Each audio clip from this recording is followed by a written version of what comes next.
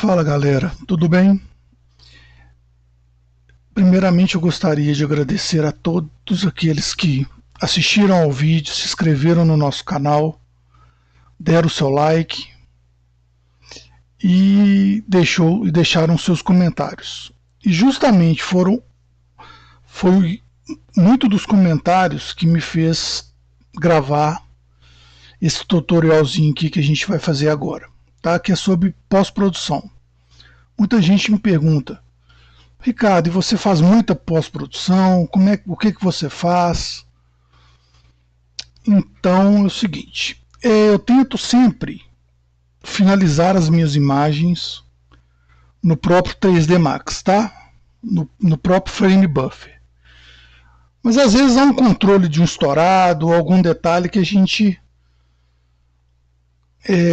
acaba percebendo depois de renderizar. Então eu sempre levo para o Photoshop para que eu possa fazer essa pós-produção, esse controle. Tá? Então aqui eu vou mostrar o que eu geralmente faço nos meus stands. Então vamos lá. Esse aqui é uma imagem direta do render, tá? Eu salvei em .tga. Então eu abri aqui no Photoshop, eu vou copiar com Ctrl J aqui para a gente poder fazer o comparativo depois, do antes e depois. Então eu venho aqui no Camera Raw, Filter. Tá? Então o que eu faço? Eu tenho aqui esse triângulozinho onde está essa mãozinha aqui em cima. Eu controlo. Se eu habilitar ele aqui, ele mostra onde minha imagem está estourando. Então você vê que eu consegui no próprio Frame Buffer controlar esse estourado. E aqui no preto habilitante também são as cores escuras que estão...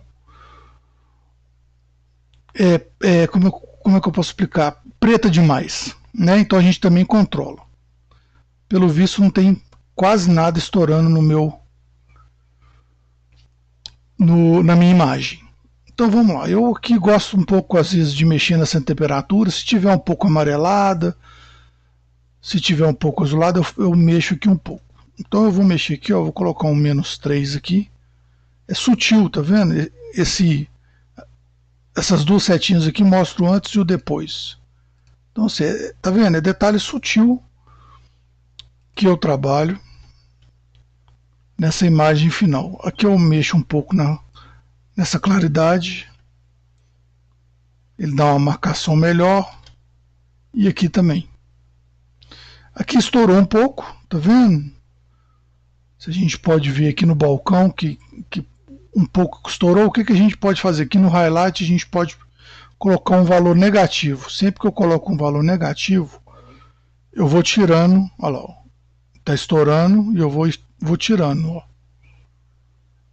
Então acho que um valor aqui de -25 tá ok, e a imagem acaba que fica um pouco lavada. A gente colocando um pouco de contraste nela, a gente traz de volta, tá? Esse contraste e esse brilho.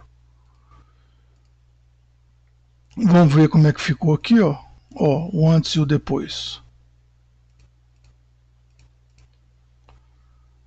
Então nessa janela aqui do Basic aqui é o que eu faço, tá? Nessa segunda aqui eu não mexi nada, porque eu não tenho nada estourando, só se eu tivesse, que aí eu mexeria nessa aba. No detalhe que é o Sharpen, eu gosto de dar um Sharpen nas imagens. Geralmente eu dou um pouco valor aqui de 20, 25. A redução de noise, eu já usei o denoise no 3D, então eu não estou achando necessário mexer aqui com esse denoise aqui, que ele também tira, só que ele acaba tirando informação. Olha lá o carpete, ó, e o piso, tá vendo? Então como eu usei o denoise no próprio 3D, não é necessário usar aqui agora. Essa aba aqui já é do Hue Saturation e a iluminação. Então nós vamos mexer na saturação aqui. Eu acho que esse amarelo aqui está um pouquinho forte. Então vou usar um -10 aqui, acho que o -5 vai ficar mais interessante. O laranja também eu vou usar. E eu acho que só. Agora, na iluminação, o que acontece nessa iluminação? Tá vendo? A gente tem um controle com cada cor. Lembrando, são poucos os detalhes, são poucos aqui os valores que eu subo, para não estourar demais. Ó. Então, realmente é só para dar um pouco mais de vida, né, para o desenho.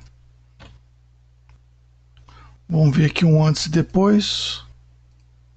Ó.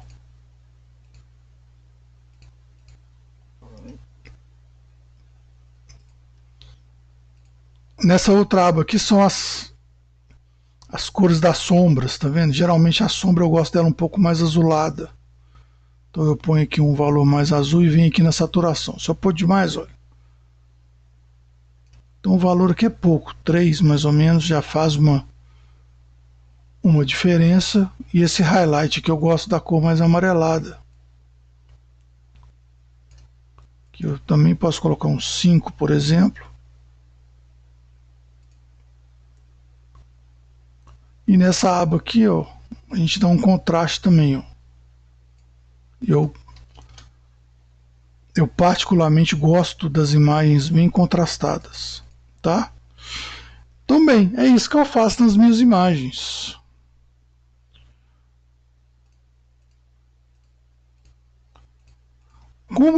Como nos estandes, em projeto de stand, arquitetura promocional, a gente tem várias vistas, o que eu faço aqui no Photoshop? Eu salvo todo esse camera raw que eu fiz, eu salvo aqui, ó, com o nome, por exemplo, vou pôr aqui Nassau Ferreira. Nassau Ferreira. Salvei. Aí o que eu dou um OK. Aqui, ó. Se eu desabilitar esse olhinho aqui, a gente vê o antes e o depois. Se vocês puderem perceber, a diferença é pouca, tá vendo? São detalhes, mas que faz a imagem ficar mais realista. Tá? Então aqui eu já salvo, ou em JPEG, e já mando para o cliente. Aí, por que eu salvo todas aquelas configurações no Camera Raw? Porque na outra câmera, por exemplo, essa aqui, para eu não ter que fazer tudo de novo, eu venho aqui no Filter, Camera Raw, aí eu venho aqui nos presets, procuro salvo, olha lá, Ferreira, não, Nassau Ferreira. Só de eu clicar, todos os valores já estão conforme eu havia editado. Então eu dou um OK e está pronto. A minha imagem, olha lá. O antes, o depois. Ok? Então isso é o que eu costumo fazer nas minhas pós-produções.